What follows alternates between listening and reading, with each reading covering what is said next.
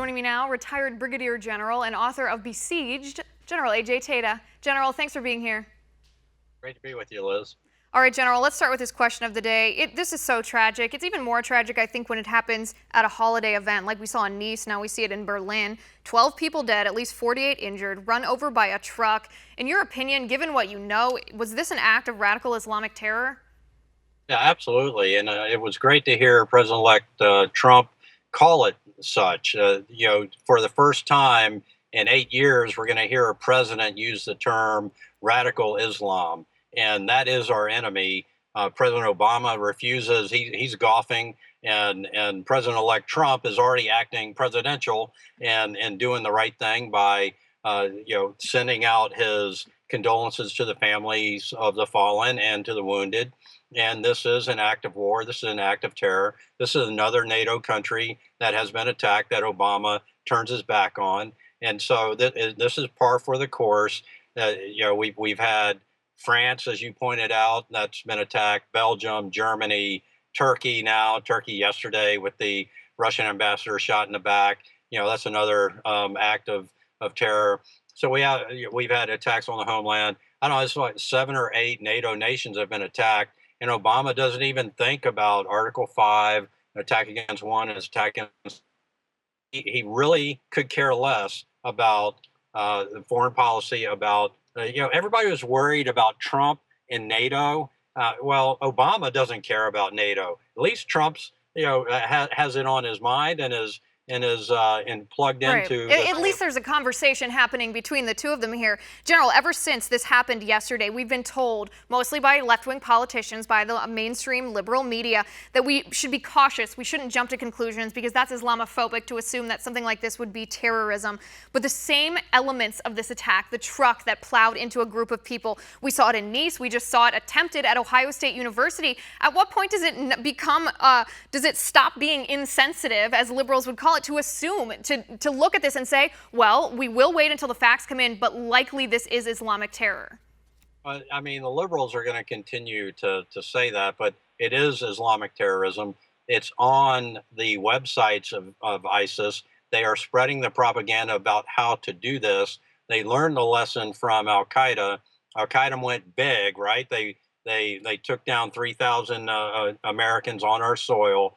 And now what ISIS is doing is death by 1,000 cuts, smaller attacks that create 9, 10, 20 casualties are good. They get the publicity, they get the media, and they get the funding, and more importantly, from those that want to continue to do what they call the far enemy harm, us being the far enemy to them. And until we realize and accept that radical Islam is our enemy, we're not going to be able to do anything about any of these acts that are happening. Right, and these infiltration attacks, I don't want to call them lone wolf attacks because I think that's a misnomer. They're not lone wolves, they're being inspired. This is the new strategy of the radical jihadists here. But it's just like you said, they're low budget, but they're equally horrifying. So why would a terrorist organization go to the trouble to put something together like 9/11 when they can terrorize the world and get their point across doing just what they're doing?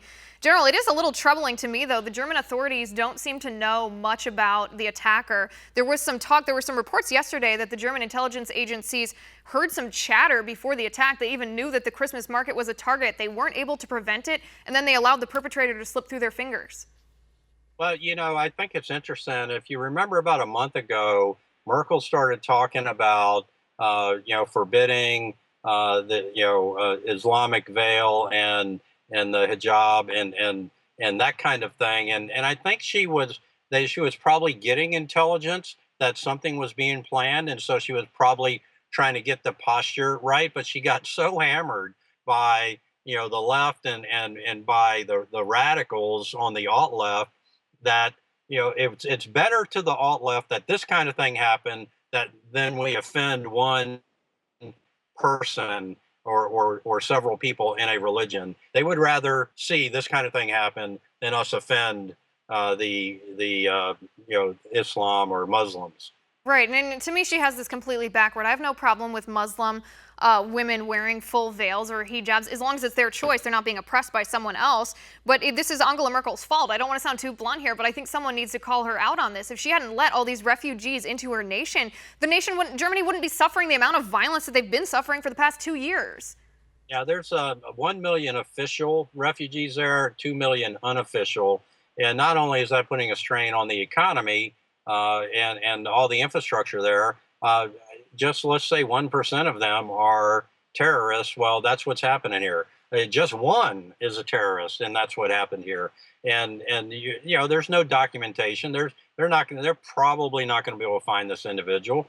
This person is probably fled somewhere and holed up in some refugee camp somewhere, and sharpen his knife for the next attack. Right, and I guess my question here is, you talk about 1 million official refugees in Germany. We don't even know how many unofficial ones. How many of that 1 million do we actually know who they are? Not just which ones are terrorists. We couldn't identify 1 in 10 of them walking down the street about who they actually are or what their background is.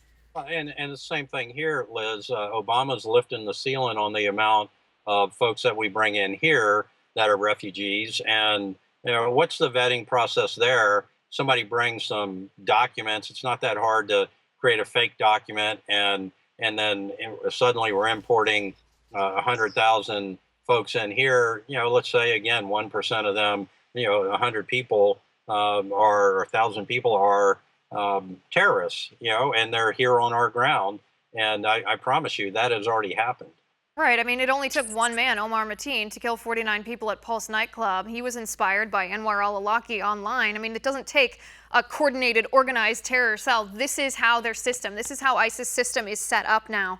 General, let me ask you about something you mentioned before. You talked about the assassination of the Russian ambassador yesterday. So yesterday was quite a bad day for terror attacks, for violence around the world. We had the Berlin attack, the assassination of the Russian ambassador in Turkey. There was another security incident at a U.S. embassy right outside Ankara. There was a shooting in Zurich, Switzerland at an Islamic center, and then a shooting in Jordan that killed a Canadian tourist who ISIS claimed responsibility for that one. General, why now? Are all these attacks correlated in any way, or is it purely coincidence that 5 happened on the same day? ISIS has put out a clarion call to attack Christians over the Christian holiday season and Jewish holiday season. So that's what's happening right now. This is not a mistake. This is a very orchestrated attack. We are at war with radical Islam that is personified by ISIS and Al Qaeda and other such organizations. We have an administration that does not take it seriously. This administration is too busy blaming the Russians for their loss in November than they are for chasing after terrorists and helping our allies. The economic and the freedom within NATO is so important to our economic progress that right now the world is on fire, Right. and Obama is just trying to secure his reputation going into his final month in office. Right, and we see that with his legacy tour, but I think that's a good point, that his administration's more concerned about Russian propaganda, Russian influence on the internet than they are about radical Islamic terror, influence and propaganda on the internet. General, I always appreciate your insights into these topics. Thanks so much for being here, sir.